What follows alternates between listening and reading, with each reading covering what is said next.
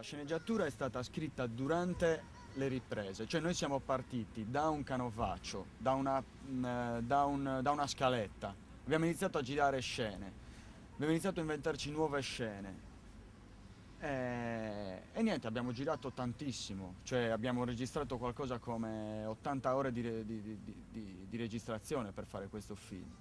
E adesso abbiamo fatto una prima versione di montaggio che va abbastanza bene. Adesso ne stiamo facendo una seconda versione perché ovviamente anche per chi monta il film deve essere metabolizzato quello che vedi, anche perché poi che sono il montatore insieme a Gavino Tilocca, sì, ovviamente ci vuole del tempo per metabolizzare delle cose e per vederlo con occhi nuovi. Infatti stiamo facendo dei test, lo stiamo facendo vedere a molte persone di vari gusti, cinefili, non cinefili, e ci rendiamo conto di quello che è chiaro, quello che non è chiaro, quello che è troppo confuso magari, perché sì, va bene un film che non dà tante risposte, però un film troppo confuso è un film che non tiene l'attenzione e io voglio sempre tenere l'attenzione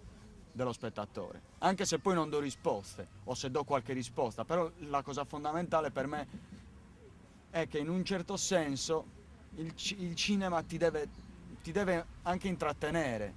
Io non sopporto i film troppo concettuali dove ci sono delle cose che non... Cioè, per esempio, io non riesco ad apprezzare Godard, per esempio, ed è considerato uno dei cineasti migliori della storia del cinema. Io non lo capisco, cioè io non mi diverto più che altro quando guardo un film di Godard.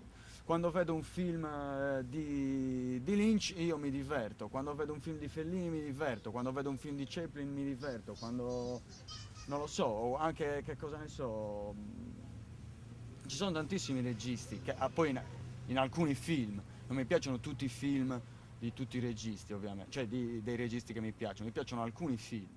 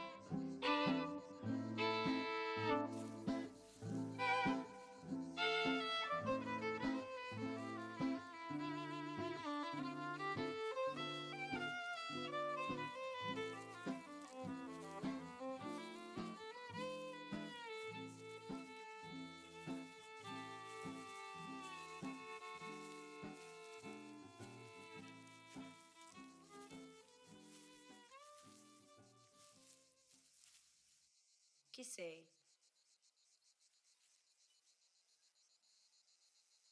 Vattene via. Sei un prete? No. Sei un bambino.